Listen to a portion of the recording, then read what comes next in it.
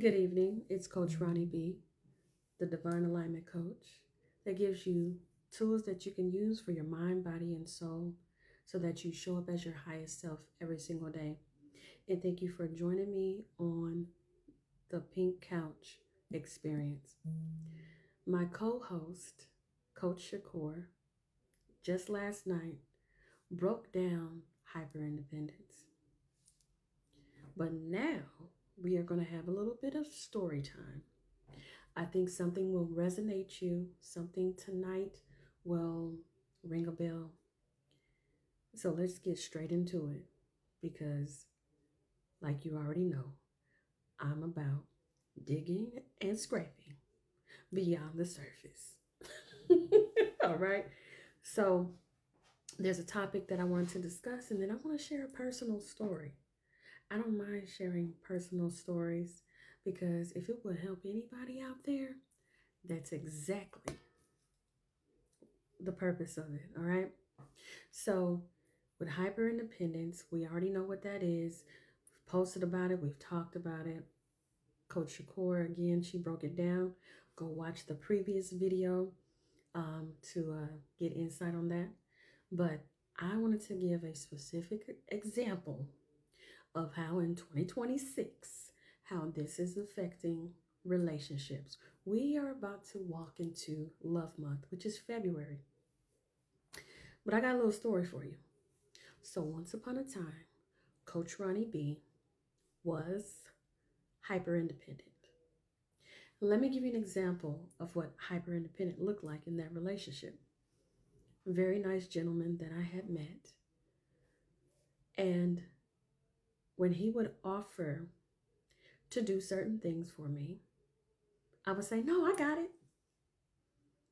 Even if he wanted to pick something up, "No, I got it." If he wanted to pay for something, I felt a certain type of way. Didn't want him to do it. He wanted to be there for me.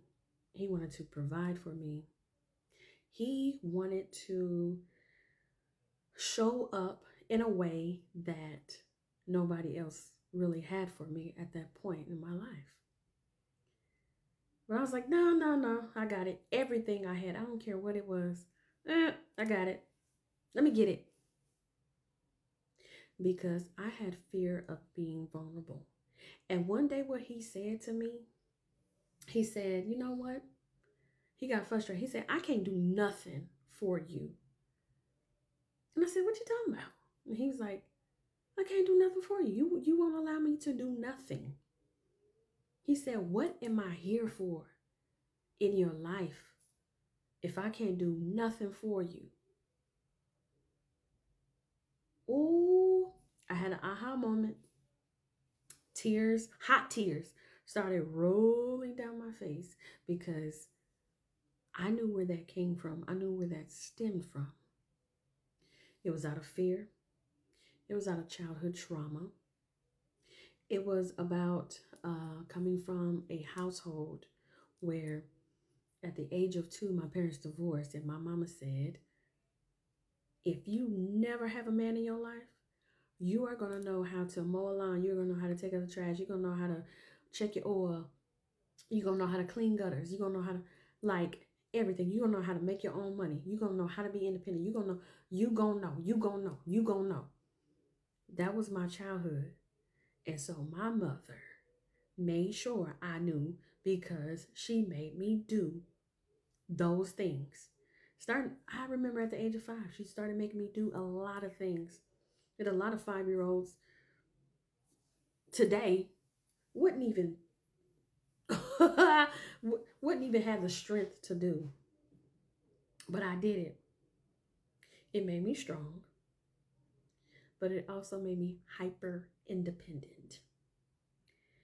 And that relationship I was not ready for. And I had to be honest with myself.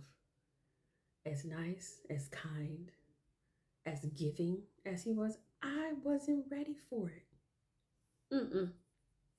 Was not. I was self sabotaging with my hyper independence because someone who loved me, someone who cared for me, I wouldn't allow it. I wouldn't let that drawbridge down. I would not um, risk at that moment in time compromising my security and knowing that I got it and I don't have to worry about anybody else ever failing me because I had people that failed me before. So, just to give you a little bit more information about how hyperindependence can affect your personal relationship, I have a couple of notes to share. So, okay, so hyperindependence looks powerful on the outside, but in relationships, it can get expensive. Real fast and real quick. Let me tell you how. So, emotional distance. You don't need anyone, so they never feel needed. Partners can feel shut out, unwanted, or like they're dating a wall instead of a person. Missed intimacy. Intimacy requires vulnerability, and hyperindependence says, I got it. Love says, I trust you with me. One cancels out the other. All right? I hope you're taking notes. So that was 1 and 2. Number 3, burnout, baby. Carrying everything alone is exhausting, right? You end up resentful, tired, and secretly wishing someone would help while pushing help away. I've been guilty of that as well. Partner insecurity. When you never lean, your partner may feel useless or replaceable. No reassurance at all that you need them. Over time, that erodes confidence and the connection. Y'all, this thing gets real deep. And let's talk about conflict avoidance or explosion, going 0 to 100.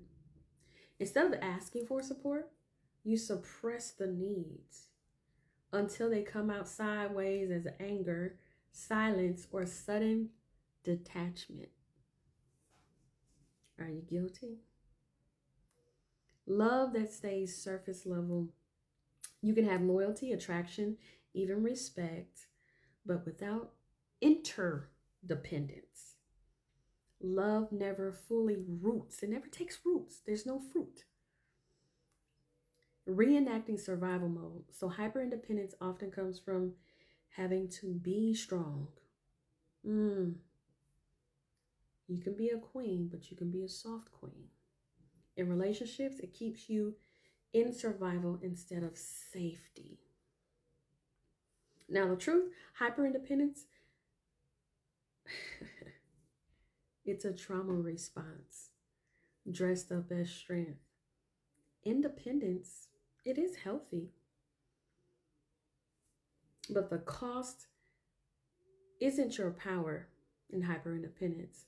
It's the connection that you deserve, but never let fully reach you. And so in 2026, as I watch and I scroll and I see people commenting, whether it's male or female on either side, these women are on something different. They too independent. They don't need us. And then the women saying, I can't depend on nobody, so I have to do it all by myself. So I'm always in my masculine energy. When are we going to stop this? I'm sick of it, y'all. I'm sick of it. We have to bring balance back into our community so we can have healthy and thriving and long-lasting relationships.